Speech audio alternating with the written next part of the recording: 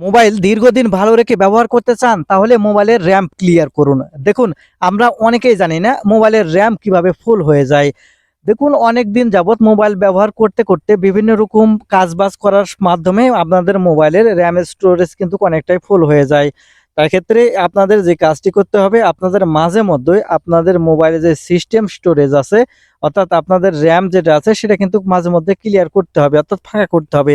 তাহলে কিন্তু আপনি মোবাইল দীর্ঘদিন ভালো রেখে ব্যবহার করতে পারবেন। আর এই ভিডিওটিতে আমি আপনাদের দেখাতে চলেছি কিভাবে আপনারা মোবাইলের র্যাম ফাঁকা রেখে আপনাদের মোবাইলে দীর্ঘদিন ভালো রেখে ব্যবহার করবেন।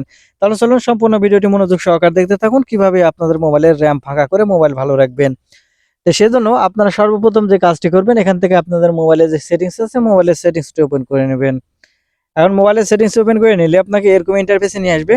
এখন এখান থেকে আপনি খুঁজে বের করবেন অ্যাপ অ্যান্ড নোটিফিকেশন, অথবা আপনার মোবাইল থেকে অ্যাপ ম্যানেজমেন্ট নামের এই অপশনটি খুঁজে বের করবেন। তারপরে অ্যাপ ম্যানেজমেন্ট এই অপশনটি খুঁজে বের করার পর এখান থেকে অ্যাপ অ্যান্ড ম্যানেজমেন্ট এই অপশনটি ওপেন করলে এখানে আপনারা দেখতে পাবেন সি অল অ্যাপস নামের অপশন, অথবা আপনার মোবাইলে থাকতে পারে অ্যাপ লিস্ট নামের এই অপশন।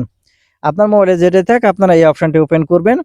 ওপেন করলে এখন উপরে ডান দিকে উপরের দিকে লক্ষ্য করলে এখানে আপনারা 3 ডট পয়েন্ট দেখতে পাবেন। এখন এখান থেকে 3 ডট পয়েন্টে ক্লিক করলে এখানে শো সিস্টেম নামের অপশন চলে আসবে।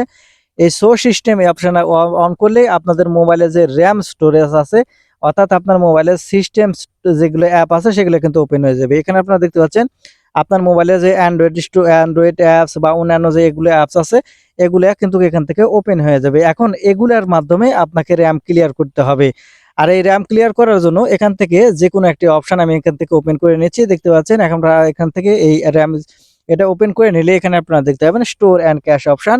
আপনি এখন এখান থেকে স্টোর অ্যান্ড ক্যাশ এই অপশনের উপর ক্লিক করবেন। এখান থেকে দেখতে পাচ্ছেন স্টোর অ্যান্ড ক্যাশ এই অপশনের উপর ক্লিক করলে এরকম ইন্টারফেসে নিয়ে আসবে। আপনি এখানে লক্ষ্য রাখবেন। আর উপরে দেখতে পাচ্ছেন ক্লিয়ার ক্যাশ। আমি যদি এখান থেকে ক্লিয়ার ক্যাশ অপশনে ক্লিক করি, সাথে সাথে দেখতে পাচ্ছেন এখান থেকে 0 হয়ে গেছে। এখানে আপনারা দেখতে পাচ্ছেন কতগুলো এখান থেকে কত র্যাম গুলো এখান থেকে ফাঁকা হয়ে গেল, অর্থাৎ আপনার সিস্টেম স্টোরেজ ফাঁকা হয়ে গেল।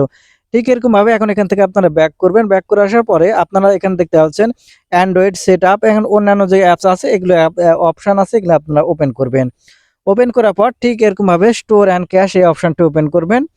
স্টোর অ্যান্ড ক্যাশ এই অপশন ওপেন করার পর এখান থেকে দেখতে পাবেন ক্যাশ এই অপশনের উপর, এখন ক্যাশ ক্লিয়ার করার জন্য উপরে আপনারা দেখতে পাবেন ক্লিয়ার ক্যাশ। এই ক্লিয়ার ক্যাশ এই অপশনের উপর ক্লিক করবেন। দেখতে পাবেন সাথে সাথে এখান থেকে আপনাদের র্যাম কিন্তু অনেকটা ফাঁকা হয়ে যাবে। আমি এখান থেকে দুটি দেখালাম, আর এখান থেকে বাদবাকি যেগুলো আছে সেগুলো আপনি এখান থেকে র্যাম গুলো ক্লিয়ার করে নেবেন, তাহলে আপনাদের মোবাইলে দীর্ঘদিন ভালো রেখে ব্যবহার করতে পারবেন। তো বন্ধুরা, এই ছিল আজকের ভিডিওটি। ধন্যবাদ।